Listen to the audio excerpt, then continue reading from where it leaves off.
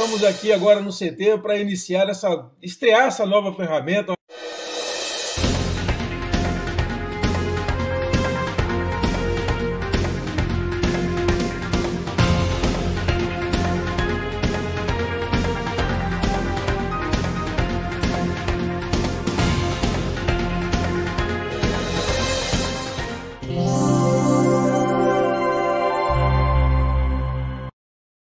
Alô amigos, tudo bem com vocês? Estamos de volta aqui com a nossa entrevista à distância, continuando com aquela série de entrevistas, de conversas com especialistas para falar para a gente sobre essa questão difícil que nós estamos enfrentando do novo coronavírus. E para isso nós convidamos a doutora Karina Amaral Feriani, que é médica infectologista e ela é de Araguaína e vai falar como está a situação que ela tem acompanhado lá.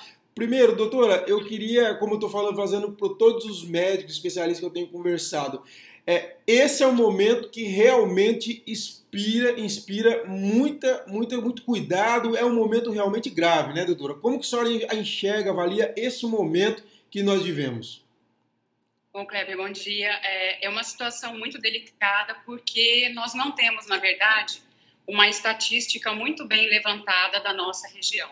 Então, aqui relacionado a Tocantins, Araguaína, Palmas, mas o que nós observamos mundo afora é que esse vírus ele vem sofrendo mutações de comportamento. Então, o que ele veio, as ações dele, comprometimento na China, foi diferente do acometido na Europa, que também já modificou o padrão de acometimento, faixa etária e gravidade na América, inclusive no Brasil.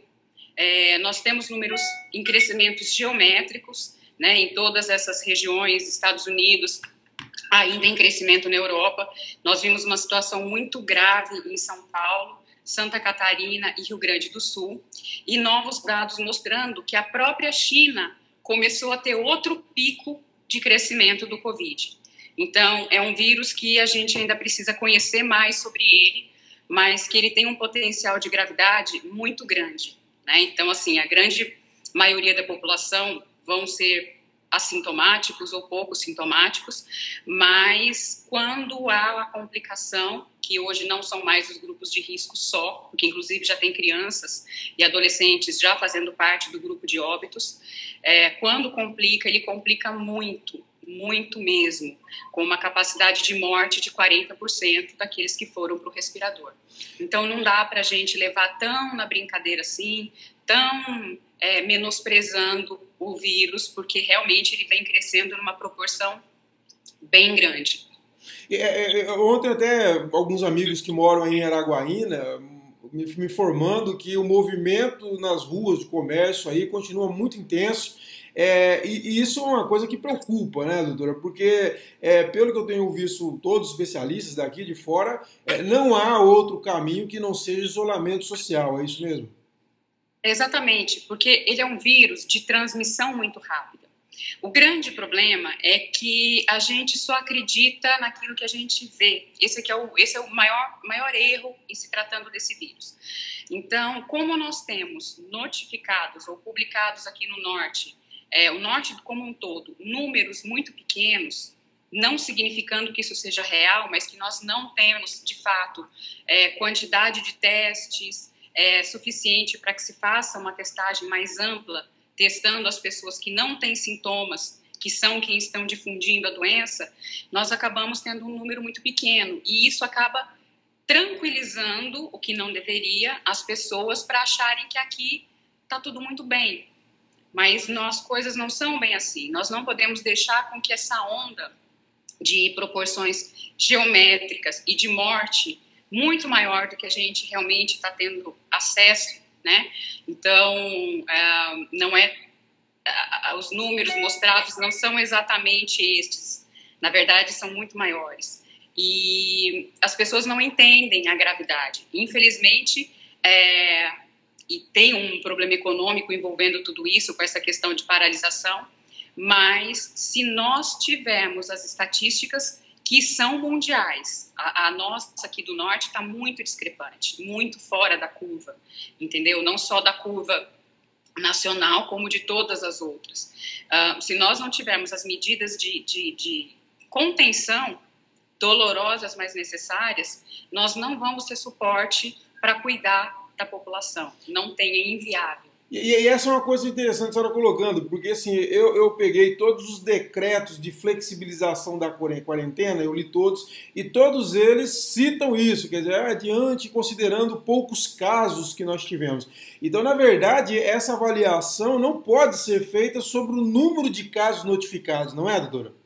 Exatamente. Inclusive, só uma citação importante, eu até posso estar mandando para você, no New York Times, mostrando uma matéria toda sobre as equipes de epidemia de infectologia americana, mostrando que aquela atitude inicial do Trump de ter entendido como não tão importante assim, hoje nós temos um caos epidemiológico, pandemia nos Estados Unidos, que agora se tornou irreversível.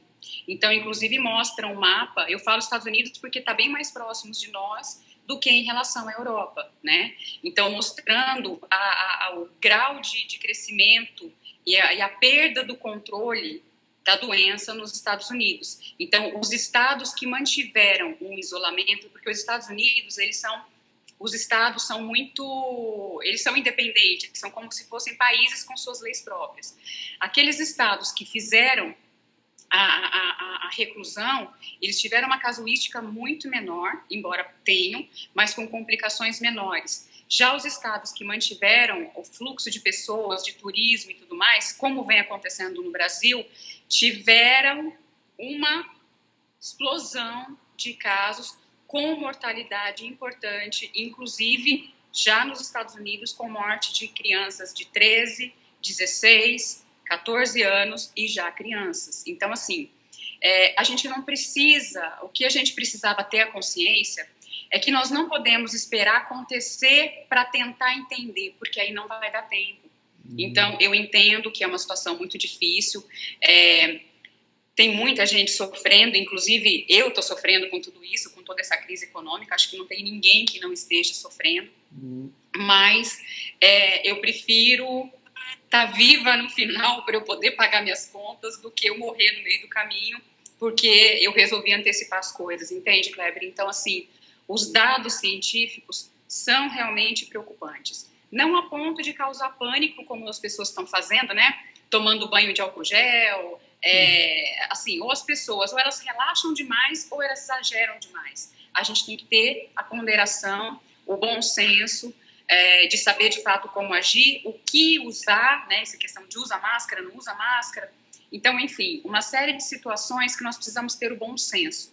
E, acima de tudo, estar atento à realidade brasileira, à realidade internacional, porque nós não vivemos numa bolha. Embora o Tocantins seja um estado afastado, quando nós olhamos no mapa epidemiológico brasileiro, o Tocantins é cor-de-rosa, enquanto todos os outros à nossa volta são vermelhos. Sabe, isso pode ter N significados. Infelizmente, alguns governantes, algumas líderes, estão entendendo isso como proteção divina, como o Tocantins abençoado, ou Deus queira que sim, mas eu acho que nós temos que trabalhar com ciência. A gente tem que entender que nós não estamos blindados, que nós temos fronteiras. O Tocantins faz parte de um grande fluxo de transporte nacional, que é a BR, né? Que a gente tem um fluxo muito grande. A gente tem que entender que o Tocantins é responsável pela grande parte do agronegócio brasileiro, então nós temos fluxos de negócios, de pessoas que vêm e que vão de todos os lugares e a gente não consegue evitar isso. Então, nós estamos vulneráveis sim. A grande questão é que nós não estamos conseguindo, em função de toda a problemática, que a gente sabe que nacionalmente, internacionalmente, o número de testagem não é suficiente para que nós possamos fazer um levantamento em massa. Então, nós precisamos entender a velocidade e a transmissibilidade desse vírus, que isso daí não é exagero de mídia, não é sensacionalismo, isso é real, e que nós precisamos fazer a nossa parte. É melhor a gente recuar agora e a gente poder respirar depois, porque se chegar essa onda aqui, nós não teremos suporte para atender a população, nem aos médicos, nem a ninguém. E isso não depende de dinheiro, porque o recurso que precisa ser usado para quem não tem dinheiro e para quem tem é exatamente o mesmo. A gente não tem remédio para usar, é suporte. Então, ser tratado em Araguaína e ser tratado no Einstein, se tiver que morrer, vai morrer do mesmo jeito. Sim. Então, essa é a grande tristeza que nós temos. Porque algumas doenças, o remédio, né, o tratamento, o remédio que vai ser feito, faz toda a diferença. E a gente está diante de uma doença que não tem remédio. Esse é o problema, um problema grave, né, doutora? Doutora, a senhora, o promotor Leonardo Gouveia Leblanc, ele citou a senhora numa decisão da justiça que mandou revogar aquela flexibilização da quarentena, e a senhora, ele diz que a senhora afirma que Araguaína já tem casos comunitários. Isso me chamou a atenção. É isso mesmo, doutor? Como que a senhora poderia explicar melhor isso? Kleber, não tem como, com um vírus desse, a gente está lidando com um vírus de uma rapidez de transmissão muito maior do que a gente já tinha lidado. Você entende? Ele é muito mais transmissível que o H1N1, que o H1N3. Ele é muito mais transmissível do que muitas doenças que nós tínhamos conhecimento prévio. A gente não pode... Olha só a dinâmica da coisa. Grande maioria da população contaminada, 80%, ela não tem sintoma. Entendeu? Então, a gente está tentando testar as pessoas que estão doentes ou que estão tendo algum tipo de sintomatologia. Só que as pessoas doentes, elas até acabam se recluindo. Aquelas que não estão sentindo, elas estão circulando. Então, um exemplo simples foi um caso aqui no estado de que uma pessoa contaminada, assintomática, fez uma reunião. Dessa reunião, contaminaram 5 que procuraram assistência médica com sintomas. Até haver os sintomas, quantas pessoas mais foram contaminadas? Então, a gente perde o controle e nós não temos testes suficientes para acompanhar essa proporção. E nesse caso, inclusive, tem aquelas pessoas que não sentiram sintoma que, de repente, também foram contaminadas. Exatamente. O problema é que a gente está tentando procurar em quem tem sintomas. E a outra realidade com relação ao coronavírus, que as pessoas não sabem ou não foram informadas, é que, diferente do que todo mundo entende, que o coronavírus ele tem que ter sintoma respiratório, eu tenho que ter tosse, eu tenho que ter falta de ar, isso não é verdadeiro. Existem hoje vários trabalhos mostrando que ele tem uma diferença muito grande de diferentes sintomas.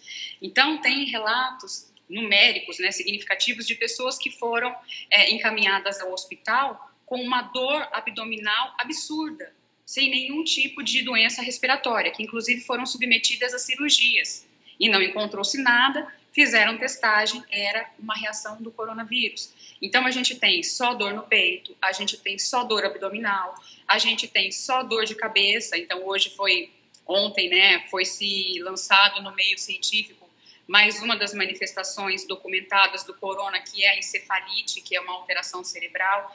Então, assim, as coisas vão sendo colocadas, descobertas, conforme a gente vai estar tendo um trabalho, um contato maior com esse vírus em termos da ciência.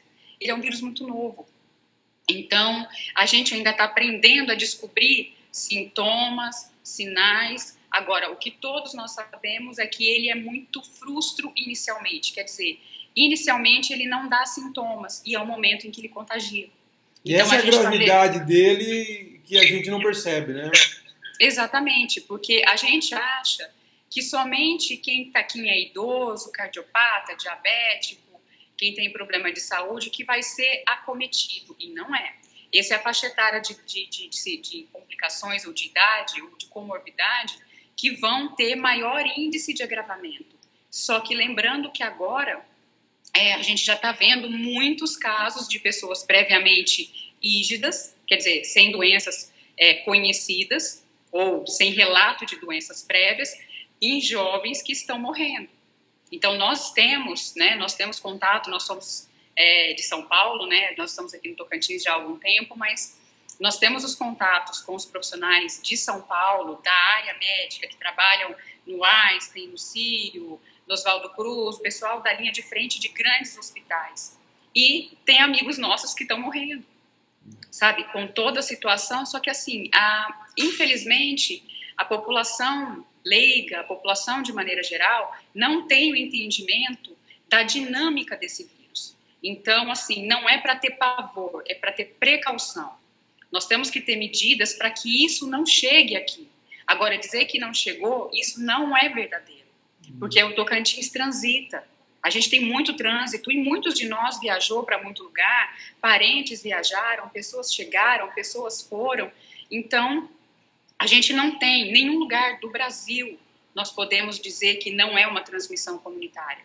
Entendeu? Sim. Isso é alienação, é falta de conhecimento técnico, falta de entendimento, né, para fazer uma alegação. A senhora, em relação a essas flexibilizações que as gestões municipais estão fazendo, vários principais municípios do estado já fizeram, não é o momento então, doutora? Kleber, é difícil a gente falar qual é o momento, porque a grande situação é prever, é agir antes dele chegar e não depois que ele chegou, entendeu? Então é muito difícil, porque só para vocês terem uma ideia, acreditou-se que o vírus chegou no Brasil no carnaval, e não foi. Já tinham casos no Brasil desde janeiro, só que as coisas foram conduzidas de uma maneira mais tranquila, né, porque era um número de casos pequenos, lógico, que com o carnaval, com a troca de populações, né, de turistas, de aglomerações, de tudo que acontece no carnaval, né, toda a questão social que se age, né, no carnaval, isso acabou tendo um fator a mais de disseminação do vírus. E a gente não pode esquecer que o Brasil é um país turístico e que não foram fechadas barreiras com relação ao turismo. Então, nós ainda continuamos recebendo os navios que vêm aí de fora do Brasil, descendo em portos do Nordeste, principalmente ali do Norte, Nordeste, com o pessoal descendo, fazendo turismo nas cidades, voltando. Então, assim, nós estamos muito vulneráveis, muito mesmo. E a gente não pode acreditar cegamente de que, por estarmos num estado interiorano, que nós estamos protegidos. Se nós agimos dessa maneira, quando chegar, de fato, a onda aqui, a gente vai morrer afogado, porque a gente não vai ter como sair dessa. Então, as proporções numéricas demonstradas, elas não são reais, entendeu? Todos nós envolvidos nessa questão de científica, de conhecimento técnico, nós sabemos, inclusive os gestores, nós sabemos que isso não é a verdade, mas são os dados que nós temos. Agora, a grande preocupação é essa. Nós vimos hoje o Trump se desculpando, retratando das atitudes tomadas. A gente vê o responsável por Milão, que no primeiro momento disse que Milão não tem nada, e depois se desculpando a população pelo número de mortes que aconteceram. Então, assim, quem acreditou que isso tudo fosse uma grande bobagem ou que estavam protegidos dessa grande epidemia, tiveram um grande número de problemas e de uma maneira que não tem como voltar atrás. A gente não tem como estruturar um serviço para uma população tão grande que adoeça ao mesmo tempo. Doutora, e aí em Araguaína, como que vocês estão, quer dizer, em termos de recursos humanos, em termos de EPIs, qual que é a situação hoje nessa área para Araguaína fazer esse enfrentamento? Até porque Araguaína, ela é um polo regional e ela é talvez a principal cidade de referência de saúde aí de alguns estados, não é só o Tocantins, né?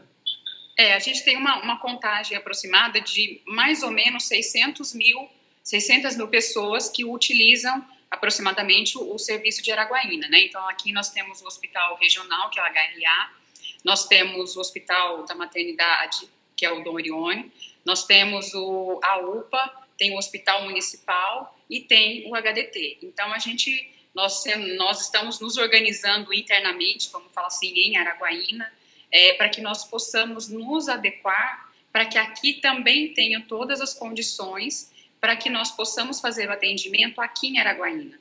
A gente precisa, e o Estado já entendeu isso claramente, que Araguaína não pode depender do serviço de Palmas, no sentido de estabilização, porque são 400 quilômetros. Nós não temos como transportar de ambulância, seja ela uma UTI, daqui para lá. Os pacientes com Covid que requerem intubação, eles não têm essa possibilidade. Então, eles morrem no meio do transporte ou morrem na hora que chegar lá. Então, não dá tempo, a gente não pode contar com isso.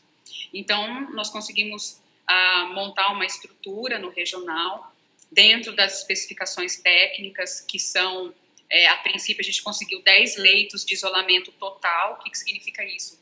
São leitos de UTI pequenininhos, mas que tem a parede até em cima, então não é dividido por cortininha, são quartinhos totalmente separados, com exaustor para fazer a pressão negativa, cada um com seu respirador, cada um com a sua porta de vidro para monitorização. Então, leitos de isolamento total, conforme o preconizado, né?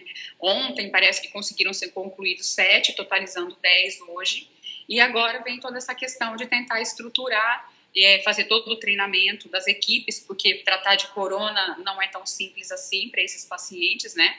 Requer o tratamento de suporte ventilatório, drogas vasoativas, quer dizer, é um paciente muito grave quando ele precisa para tubo. Então, nós estamos tentando, eu digo como cidade, como município, como força-tarefa, estruturar essa situação para que nós possamos conseguir tratar o maior número de pessoas aqui, para que nós possamos fazer o atendimento aqui em Araguaína.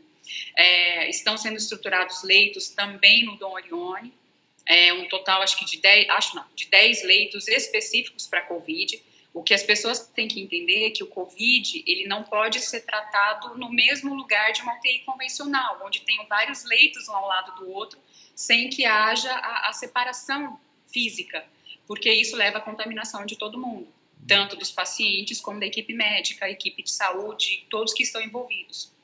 Então, precisamos estruturar aí leitos próprios para a condução. Então, o Dom Orione está se adequando, o HDT também está se ajustando para que, além do suporte moderado, que seria o local de referência para os pacientes ficarem internados, mas sem gravidade, também está sendo montado uma retaguarda com leitos de UTI, caso sejam necessários. O Hospital Municipal também, a UPA. Então, assim, a gente está tentando, não é fácil, porque existe a necessidade de recursos, de capacitação de profissionais. Então, assim, é uma situação que nós estamos tentando, em força-tarefa, fazer tudo isso. E, por enquanto, eu estou, assim, muito, como é que eu vou dizer, feliz, porque eu tenho 15 anos de Tocantins, né? E é a primeira vez que eu vejo todo mundo trabalhando junto mesmo, para que nós possamos montar uma estrutura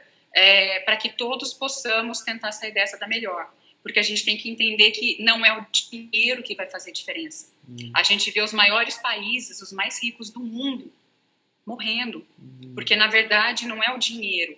Não tem material, não tem respirador, não tem válvula, quer dizer, não tem os aparatos, os aparelhos necessários no mundo para que haja o suporte de todo mundo que for adoecer, mantendo essa curva de ascensão geométrica. E em relação ao EPIs, como que está aí, Araguaína? Olha, com relação a EPIs, dentro dos locais de atendimento referenciado para o Covid, eles existem. Não vou dizer que está sobrando, porque não está, na verdade não está sobrando em nenhum lugar do mundo. Só para que todos tenham entendimento, está faltando EPI no Einstein, né? Então a gente vê que a coisa não é Araguaína, não é Palmas, não é Gurupi, é mundial, é nacional. Então estão faltando EPIs para que haja troca ou que uso inadequado. Sabe aquela coisa assim, tipo, eu quero usar. Não dá para a gente agir dessa maneira. Agora, para os locais que estão relacionados ao atendimento a pacientes suspeitos ou pacientes em tratamento de Covid, apesar de que a gente não tem nenhum ainda aqui em Araguaína internado com esse diagnóstico, estão todos em casa. Nós temos a disponibilização, sim, desses materiais, né? Agora, por quanto tempo vai depender de como nós estivermos utilizando, certo. Entendeu? E não dá para usar indiscriminadamente como, infelizmente, todos gostariam ou todos querem estar utilizando. Então, para a gente fechar, eu conversei com o Dr. Flávio Milagres essa semana e ele disse, olha, nós estamos nas últimas semanas de tranquilidade, porque vem uma onda grande aí. É essa expectativa aí também? Quer dizer, vocês estão preparados para uma grande guerra que vai começar agora daqui talvez algumas semanas? Olha, eu vou ser bem sincera, eu acho que a nossa grande guerra não vai acontecer agora. Eu acho que a nossa grande guerra ela vai ser um pouco mais tardia, né? Isso é uma vantagem porque nós temos condições de nos prepararmos para o que vem pela frente, diferente dos outros locais que foram pegos de surpresa, entendeu? Então, pelas condições de distanciamento do Tocantins do fator clima, algumas coisas que ainda estão em estudo, se tem vantagens, se não tem vantagens, eu acho que o nosso grande comprometimento vai ser daqui a pouco. E a gente tem que estar preparado para isso. Né? Todos nós estamos assim meio apreensivos, embora a população não esteja acreditando muito nisso tudo, mas a gente que está envolvido diretamente com a casuística e com o avanço da ciência e da doença é inevitável. Eu só espero de coração que tudo aquilo que muita gente acredita, que o nosso sol vai tostar o vírus, mas as coisas não são bem assim. Então a gente tem que estar realmente preparado. Eu penso assim, Kleber, é melhor a gente estar preparado e não acontecer nada. Que bacana, a gente fez um baita de um serviço estruturado que a gente pode usar para as outras coisas, para as outras doenças. A gente sabe que o sistema público trabalha em superlotação. Então, a gente vai ter como trabalhar melhor com tudo isso. Agora, eu prefiro essa realidade do que a gente achar que vai estar tudo muito bonitinho, que a gente só precisa de 20 leitos de UTI para o Tocantins inteiro, que nós estamos lindos, e aí chegar essa avalanche e nós temos que escolher quem morre e quem fica. Exatamente. Eu acho, concordo plenamente com a senhora. Temos que estar preparado. Doutora, muito obrigado por ter atendido a gente, por ter dado essas explicações extremamente importantes para a gente levar para a população, viu? Obrigada e estou à disposição. Tá certo, pessoal. Então aí mais uma entrevista importante. Primeiro, agradecimento, como sempre faço, aos médicos, enfermeiros, profissionais de saúde, que são os nossos grandes heróis, sempre foram, mas agora que nós estamos conseguindo ver quanto que eles são importantes para a nossa vida. Doutora, muito obrigado. Obrigado a todos os profissionais de saúde pelo trabalho que têm feito. Tem uma campanha agora aí nas redes sociais de mandar um abraço virtual para os profissionais de saúde e a gente está encampado também, encampou também essa campanha. Muito obrigado a todos os profissionais de saúde. E nós voltamos a qualquer momento com mais uma entrevista aqui no nosso Tocantins. Um abraço e até a próxima.